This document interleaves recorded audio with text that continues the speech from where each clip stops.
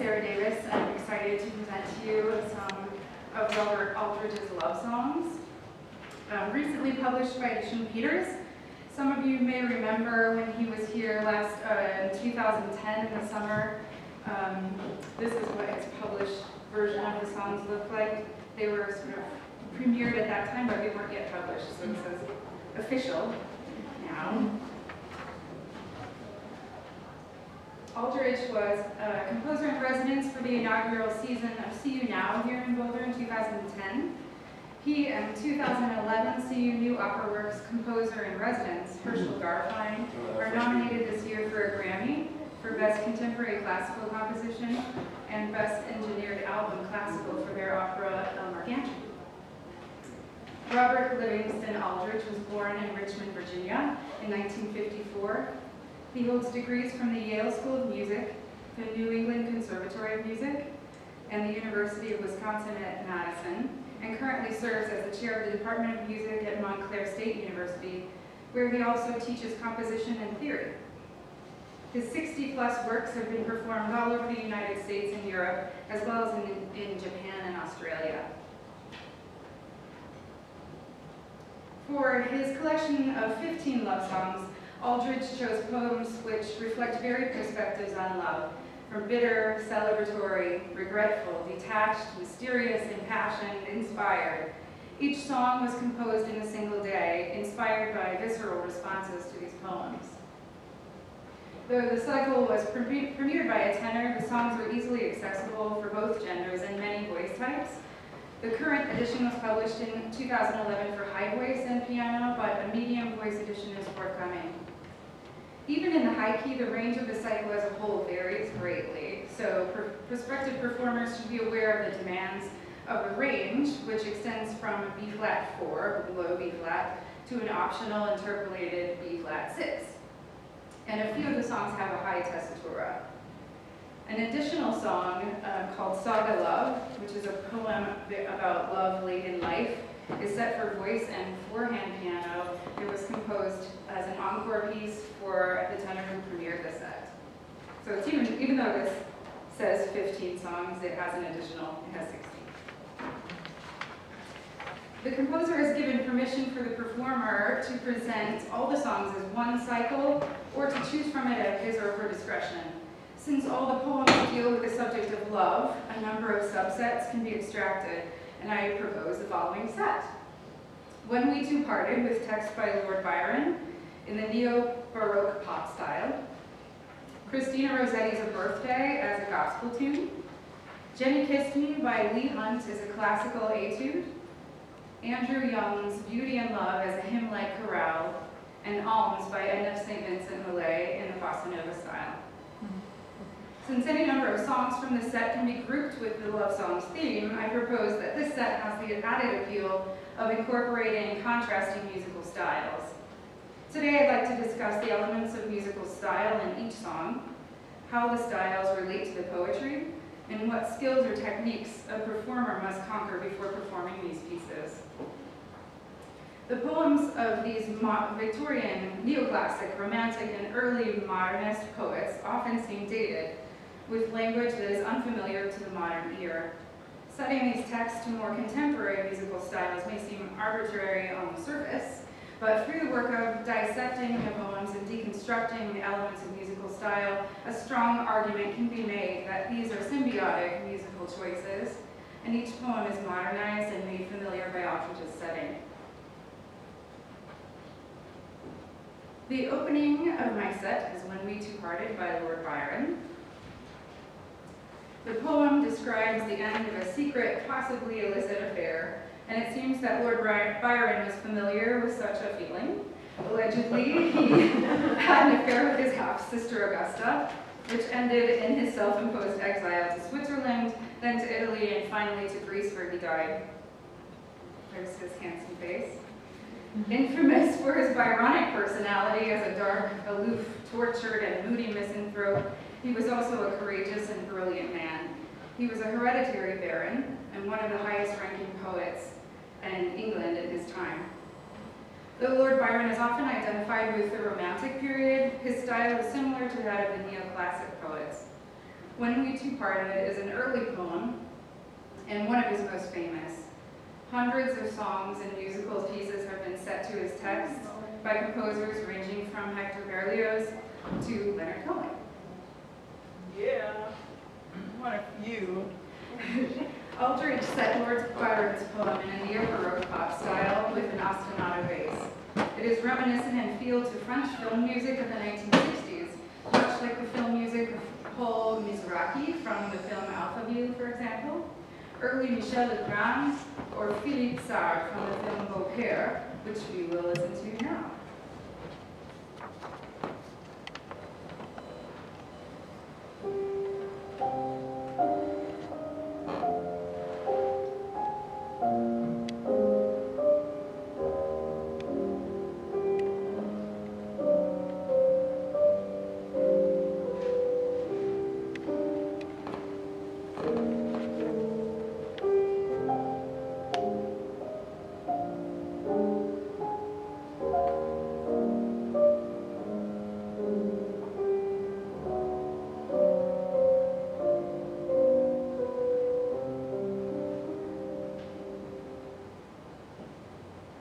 Elements of the Baroque found in Aldridge's song include ostinato bass and the saraband-like rhythm, both of which contribute to its archaic feel.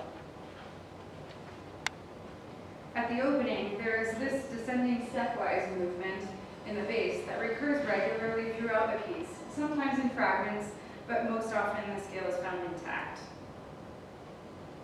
The emotional temperature of the piece as a whole is nostalgic and regretful, due in part to this relentless ostinato. Another Baroque element is the saraband.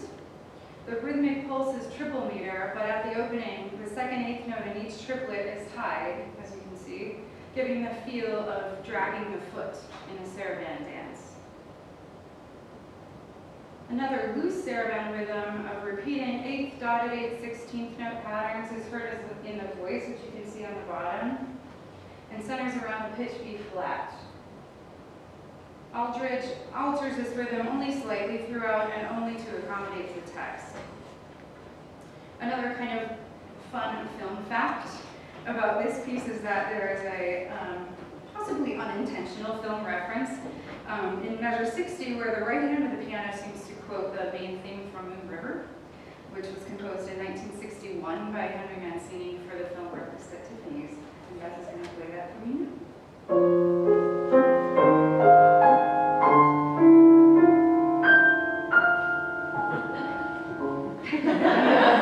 It's fairly obvious. The second song in the set is Christina Rossetti's A Birthday. In the poem, she compares through simile her glad heart to all manner of vividly described wonders. She then instructs the lavish preparation of her diets, a raised platform where she can luxuriate in the blessing and joy of being born into new love. Aldridge's gospel setting is thickly voiced, reflecting the lavish imagery in the poem. Rossetti's work is best known for tension between desire and restraint, but in this poem she makes no effort at restraint. She was a conservative high Anglican and the most important devotional poet of the 19th century. Gospel music is arguably the most devotional style of music in this century. Rossetti is not only in love in the poem, but newly in love, and expresses her infatuation, much like the way a gospel singer expresses her love of Jesus. The subconscious association between human and the divine love makes the poem even more effective. There is synergy in this unlikely pairing. In gospel music, melodic improvisation is often employed to the point of obscuring the melody. Aldridge includes improvisatory elements in his setting while also leaving room for interpolation. The best example is in the final held note of the song, where the singer can delay the entrance and then use the text as a motivation for improvisation. When compared to a cadenza in classical singing, this is a true improvisation, not a planned one, which is meant to sound improvised. The overall consideration when improvising or making any alteration to the written music is text clarity and color. In this instance, only subtle shadings are needed, as the poem is vibrant on its own. Another technique needed in the gospel style is the ability to adjust rhythms. Though Aldridge's written vocal rhythms are specific in places, the singer is invited to make some small rhythmic adjustments. Back phrasing is the main way of doing this. The singer moves ahead or lingers behind the beat while the piano stays in tempo, a style often employed in gospel, jazz, and pop singing. Possible vocal colors in this style are limitless, and you can see a few here. Straight tone, chest voice or belt, nasality or a honk, growl, a brassy quality, pure head voice, and breathiness are just some of the colors that are available and appropriate, but almost anything goes. I found it helpful to listen to the many recorded gospel singers in order to understand the aesthetic. Some good examples are Pastor Shirley Caesar, Jennifer Holliday, and Vanessa Bell Armstrong, who we are going to hear right now. She's singing a little bit of Nobody But Jesus.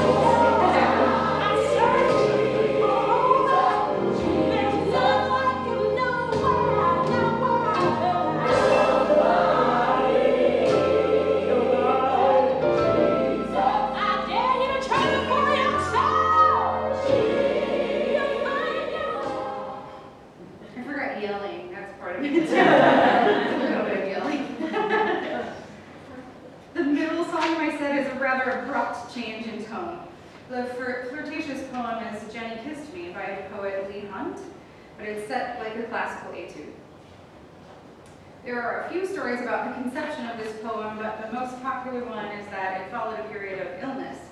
When recovered, Hunt visited his next-door neighbors and friends, the Carlyles. When he arrived, Mrs. Carlyle jumped up and kissed him. A few days later, the poem was delivered to Mrs. Carlyle by Hunt's servant. His original title for the poem was Rondo, a form of English verse which utilizes refrains in order to make the poem as concise as possible. The whimsical quality comes in part from the trochaic meter of the poem, where every other syllable is accented, creating a feeling of a children's rhyme which ends as it began. In stark contrast to the improvisatory quality of the gospel setting, Jenny Kissed Me is most like an invention or an etude, which exhibits the classical ideals of order, balance, clarity, economy, and restraint. A neoclassical exercise in the articulation of scales, it is reminiscent of Hammond exercises for the piano, an example of which Beth will play for you now.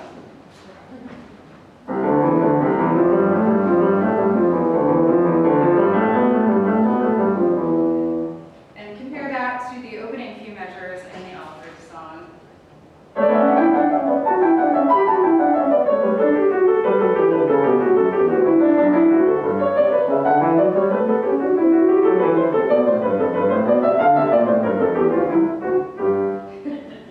Sorry if that brings back nightmares of piano lessons. The voice part is very instrumental in quality. Text is important, of course, and articulation takes precedence. The communication of this simple text is achieved by clean articulation of the consonants and accurate word stress. This is made simple by the setting and duples, which match the meter of the poem. The fourth song in the set is a chorale, with poetry by Scottish Presbyterian minister turned Anglican priest Andrew Young, who expresses steadfast, committed love in his poem. Young, whose main interests were poetry and religion, seemed to have experienced firsthand a life of beauty and committed love. His relationship with his wife Janet lasted 55 years, producing 2 children. But he also experienced inner torment and great tragedy. He was set up to take the law as his occupation when his brother went missing. Young succumbed to his father's wishes for him then and joined the Presbyterian ministry. His closest friend was killed in later, he went against his father's wishes, which was a great struggle for him, by leaving the Presbyterian church to become an Anglican priest. Young shows in his poem that even in the face of trials and tragedy, beauty and love are what remain. The flowing triple meter of the setting mirrors the poem's images of a flowing stream, and his use of overlapping melodic lines obscure the beginning and ends of phrases, illustrating the way love is discussed in this poem, always changing but certain. The vocal lines are long, so when breaths are required, they must be taken in a way that does not interrupt the legato line. Evenness of tone and warm, rich color are appropriate, in keeping with the flowing lines and images. Aldridge labels this song a chorale, and indeed it exemplifies many of his stylistic ideals. A typical chorale must have a simple, singable melody, simple language, and rhymed metrical verse, all found in this song. But chorales are usually in an AAB melodic form, and the text is generally strophic. Aldridge's melodic material is repeated in the second verse in fragments, but the fragments are out of order and cannot be considered a true repetition. The poetic form is not strophic, but it is a sonnet-like octet with the rhyme scheme AB-AB, CD-CD. Aldridge also made changes in his published musical setting to better match the poetic meter. The published high voice edition is also a step lower than the version that was premiered here in 2010. Perhaps the most interesting and daring musical setting of the cycle is Edna St. Vincent Millay's poem Alms, set as a cool bossa nova. Edna St. Vincent Millay, or Nancy Boyd, which was her pen name, or Vincent as she liked to be called, was an early 20th century feminist and social activist and the first woman to win the Pulitzer Prize for poetry. Though mainly a poet, she also published 4 plays, wrote an opera libretto, and collaborated on a translation of Baudelaire's The Flowers of Evil. Poet Louise Bogan has said that Millay's work cuts to the center of complicated emotion, and she was known for sharp-edged words. Bossa Nova. The Brazilian bossa nova rhythm is based on samba, but it is mellower, giving it a cool sensibility associated with nightclub culture.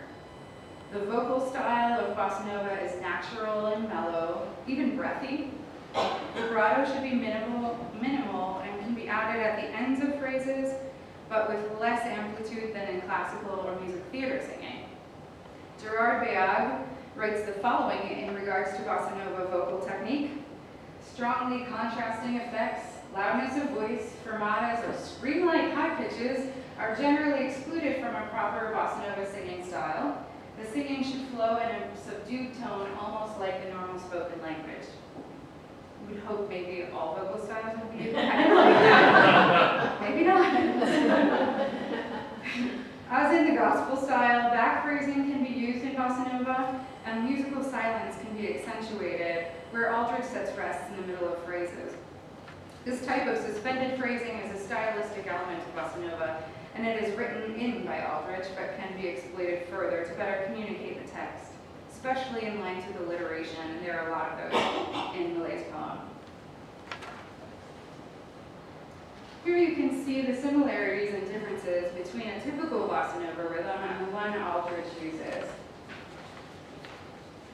Aldridge's is quite similar, but he makes the rhythm more pronounced by adding rests between notes, and he alternates between Brazilian style half note and American dotted quarter eighth note rhythms in the bass line.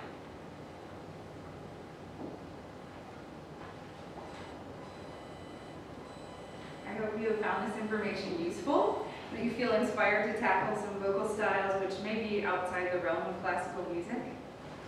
Please give Beth and me a moment to set up for performance. If you haven't already gotten a handout with the text on it, you can do that now. Thank you.